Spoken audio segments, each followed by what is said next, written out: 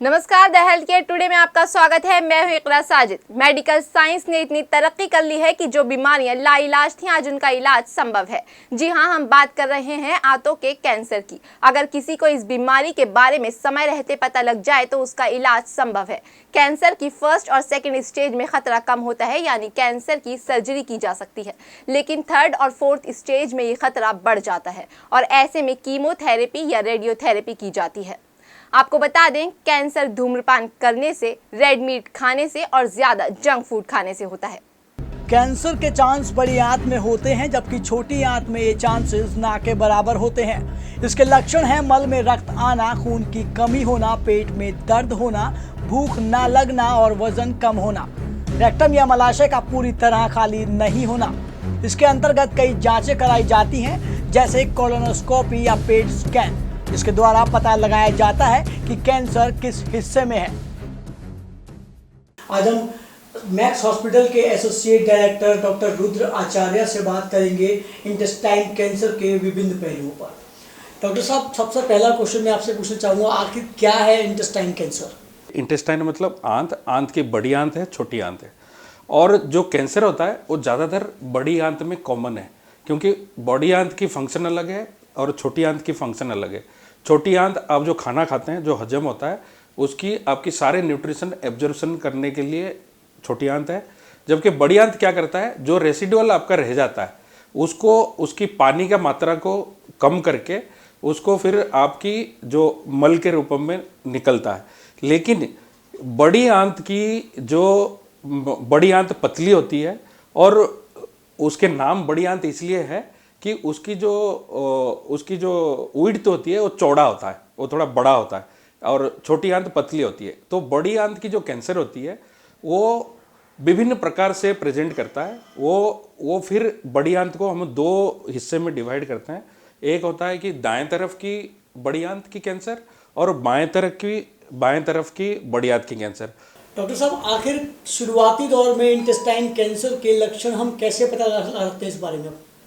शुरुआती दौर में आपको बहुत ही सिंपल है कि अगर कभी भी एक बार भी ब्लीडिंग हुआ मल द्वार के द्वारा, या आपकी जो डायरिया और कॉन्स्टिपेशन अल्टरनेट, मतलब आपको दस्त लग रहे हैं और फिर रुकावट हो रही है, ये अल्टरनेट जब होता है, या कोई सफ़ेद पानी आता है, ये 3 मेन सिम्टम है। ये अगर सिम्टम है, इमिडिएटली आप अपने डॉक्टर को दिखाइएगा।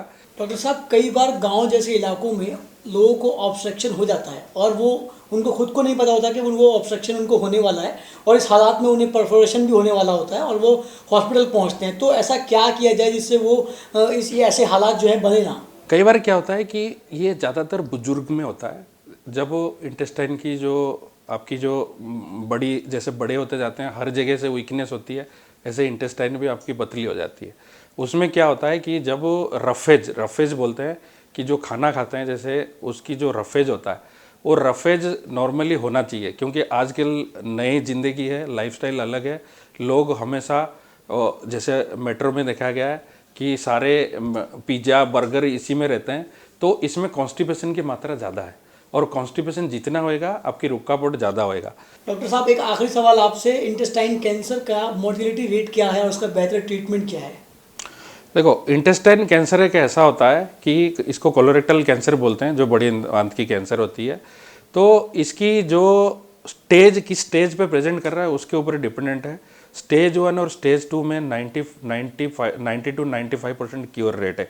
क्योर रेट मतलब 5 साल तक पेशेंट नॉर्मल रहने को हम क्योर बोलते हैं, और 90 to 95% है। लेकिन स्टेज 3 और स्टेज 4, स्टेज 3 मतलब वहीं पे थोड़ा बड़ा हो गया, स्टेज 4 मतलब दूसरे जगह पहुंच गया, ठीक है। तो स्टेज 3 में 70% है चांस ऑफ क्योर का, और स्टेज 4 में आपको क्योर है ही नहीं।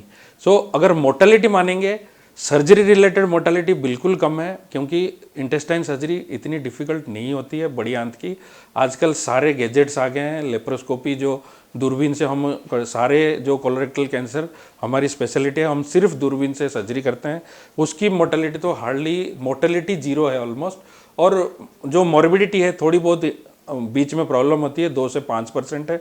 लेकिन अगर स्टेज 4 में प्रेजेंट हुआ शुरू में, तो उसकी मोर्टेलिटी तो आप जान ही सकते हैं कि स्टेज 4 है, वो कोलोन कैंसर से लंग में, लिवर में जगह पहुंच गया है। लेकिन फिर भी आजकल नए थेरेपी आ गया है, टारगेटेड थेरेपी, जिस टारगेटेड थेरेपी वजह से स्टेज 4 में पहुंचने के बाद भी हम 3-4 साल की 50% सर्वाइवल है।